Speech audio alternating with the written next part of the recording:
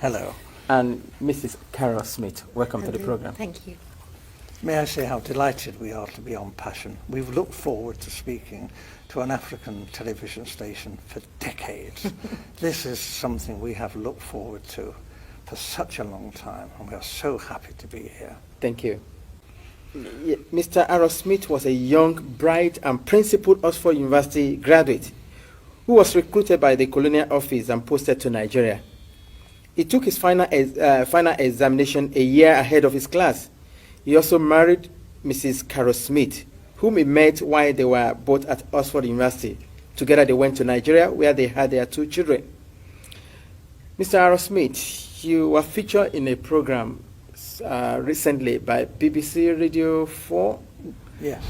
titled Document, Yes. and that was hosted by Mr. Mike Thompson. Yes. You were alleged that the British government rigged the first and most important election in the history of Nigeria in 1959 in favor of the North. Am I correct? Yes. How long were you in Nigeria for? From 1955 to 1960. And we were based in Lagos. I was on the staff of the Department of Labour. I was largely occupied with employment problems, all the employment exchanges, and statistics, and international reports, and was kept pretty busy. I was also stationed in Lagos in charge of the capital and the port. I was the port labour officer as well, and I also devised a port labour scheme and later a social security scheme, which was one of the first in Africa, which guaranteed workers some income after they'd finished work. It was a providence scheme. As I say, it was called the National Providence Scheme, and I was very proud to have put that on the statute book. I was going to ask you what your role is. You've mentioned 3 important. Is there any particular name given to your office while you were there? Just labour officer. I was a labour officer, a senior civil servant. Okay. I only intended to stay in Lagos initially for 2 tours of duty. Although, because of this conflict with the elections, there were difficulties. Actually, government wouldn't let me leave the civil service. They were determined that I should stay in the civil service after my 2 tours. And I was offered very considerable incentives, including a knighthood, to stay and work for government. Primarily this was because I had access to state secrets. I learned, and the Governor-General himself confirmed this to me, that the elections were rigged, contrived. The intention was that the North should rule Nigeria. Even in '56, the northern leaders were very proud and were saying, if they couldn't run Nigeria, never mind elections. They might not join Nigeria. They might leave. And we all thought, well, how would they survive? There were no industries. There's not a great deal of agriculture, some groundnuts in the north. This wasn't very practical at all. And then it was, the Governor-General seemed to be thinking that the North couldn't, even if it won an election, rule Nigeria by itself. The South wouldn't stand for that. So there had to be a partner, either the Igbos in the east or the Yoruba in the west, to team up with the North.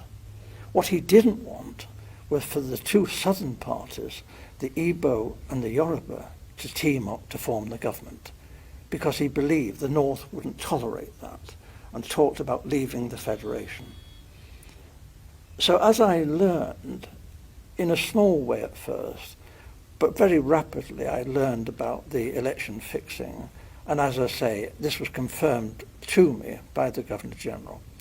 He actually said that he wanted me to know the truth, because he wanted me to know how much trouble I was in. You mentioned statistics. You were collecting figures. Yes. Is that for labor and unemployed people only, or general? Primarily, but obviously my interest was in the population of generally. Nigeria. Yes, and Awolowo, the Yoruba leader of the action group, yep. and Chief Harod, they too, other people were saying, where are all these millions of people in the north? Where are they? We're going up there to campaign. We want to know, you know.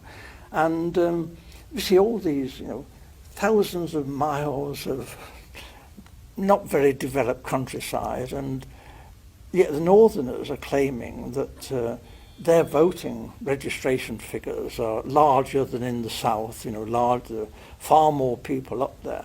Well, actually, if you went through the Igbo land, you know, Enugu and that, you saw lots and lots of people.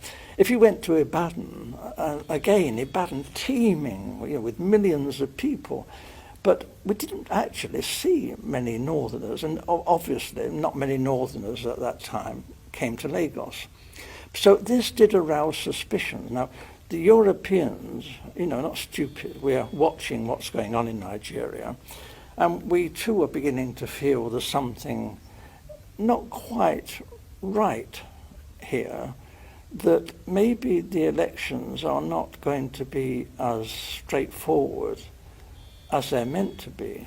Nigeria was being described as the showcase of democracy, and it was expected that the nationalist leaders would win through. But actually, when the election results were announced by the Governor-General, before the vote was even in, he didn't vote, didn't count for that, he didn't wait for that. I have to tell you, the British were counting the votes, and the British cannot be trusted. They look after their friends. Loyalty is the big thing for the British. And we were friends with the emirs of the north. We looked on people like Harod and Awolowo as rather dangerous people. They might even be communists. That's ridiculous, actually. They couldn't be communists in 1,000 years. But this was a sort of thing that was being said. And we were, Europeans, were getting a bit worried about all this. It wasn't quite the honest, straightforward election that we were hoping for. Apart from Professor Anderson and Dr. Patrick Wilmot that supported your submission on the rigged election, there were other people who also served in the colonial office in your days. I mean, who opposed to this submission? Initially, I was warned of what was going on by my senior officer, a Major Bunker. I didn't know, and I knew that the Governor-General had directed me to take all the office staff of the Ministry of Labour to help Chief Okoti Igbo in politicking in Warri. And this was most irregular, and I refused to do this. Having refused an order, I know what the drill is. You resign. I resign my post. That is the proper thing to do. What they did then was rather devious. They persuaded me to withdraw my resignation, and when I did, they sacked me. It didn't go through, but I thought this was a bit low after I'd resigned and was prepared to leave the country. This was not very nice behaviour.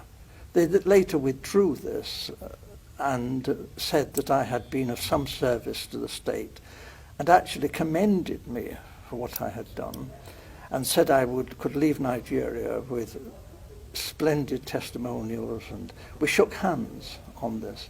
And this was done with the recognition of the Deputy Governor-General, Sir Ralph Grey. And then I left Nigeria the first time and took up a job as a personnel officer, a very big job, with the Esso refinery. And then government came after me, declared that I was a traitor, and I had betrayed the British people, ought to be imprisoned. And I lost that job. And then they came to me again and said it's all been a big mistake, dreadful mistake. I'm a jolly decent chap, Oxford chap, and they put me on a plane straight back to Nigeria where I'd make up for the time I'd been away. There was a great deal of good work for me to do, and we fell for this. We shouldn't have gone back, but we did. Now, if you recall what you said about the role of the Governor General and the attitude of the British government in particular, regarding the fear that Awolowo, Okutiebo, and the lot of them from the south are dangerous, is there a particular reason?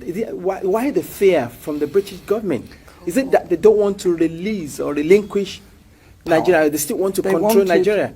They knew that the North would do as they said after independence. If it had any, the North would just, because it was their habit, they liked the British, whereas the nationalists were an unknown factor. Actually, when they took the flag down and hoisted the Nigerian flag, not one of the major nationalist politicians was there. They weren't even on the platform. This was incredible. These were the people who had sought independence. The people in the North didn't want independence. They didn't want the British to leave. So this was a farce. And for most Europeans who were very close on watching this, we were disgusted. We thought this really had been manipulated, this election. It was unworthy. It was unworthy of the British people, this. This was no honest, straightforward thing that you would expect Britain, the mother of parliaments, to do. This was cheap and low and criminal. And I opposed it. And I opposed it then, and I've opposed it ever since. And I'm telling you the truth. And I was warned, if I told you this state secret, my life could be forfeit.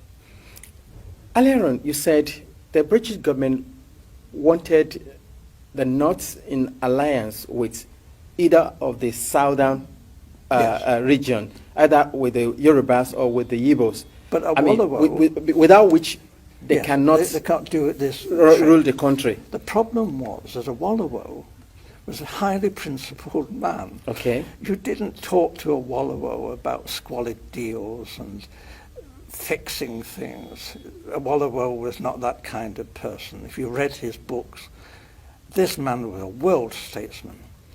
And his young lieutenant, Chief Harod, was brilliant, absolutely brilliant. However, they did do a deal with Zik, Dr. Azikiwe, okay, from the east. Dr. Azikiwe, there was this big problem in Nigeria. It's the same big problem in America and in Britain. How do you get funds to fight elections? The candidates in Nigeria had no money, but they did have marketing boards, which were a kind of semi-nationalized industry. And they borrowed money from the marketing boards. But there was a suspicion that Dr. Azikiwe, who has formed his own bank, the African Continental Bank, was actually bankrupt. But he was borrowing very large sums of money from the marketing boards and not necessarily repaying the loans. We knew this. We had a great secret service. All the politicians' phones were tapped. All the politicians' mail was opened. Everything that any major politician did in Nigeria, we knew in hours. We watched. We knew all that was going on. Are you saying, in essence, that Dr. Azikiwe took money? He was blackmailed by the British to do our bidding. We told Dr. Azikiwe that he could go to prison if an inquiry was carried out into his bank and his financial circumstances. However, we would not want to be vindictive if Dr. Azikiwe was cooperative in helping forward the plans that we had made in the best interests of Nigeria. Dr. Azikiwe has nothing in common with the northern politicians. He loathed the northern politicians. But Dr. Azikiwe went north and did as he was told. And what he was promised was this: the real power, effective power, would be in the hands of the northern emirs. However, it would look great if the president was Dr. Azikiwe and he was given a field marshal's uniform and an admiral's uniform. He asked, please, could he have a row of medals? But they said, well, no, that was a bit difficult, to get the medals. So when the ambassadors started arriving, he was known to be asking people from foreign countries, perhaps they had a medal for his uniform. We thought this was terrible, but it was said that this happened. He was very vain. And for a time, he functioned as first the Governor General, and then when Nigeria became a republic, as the president. But he had no power. And when he did try to tell the army, he said, I'm the field marshal, the army has got to do with this. They said, hey, you're just a ceremonial figure. You have no power. The Prime Minister, Balewa, gives us our orders.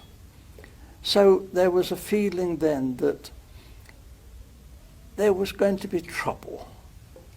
And then it was because the Awolowo and the Action Group had become the official opposition. What we British wondered, how could they win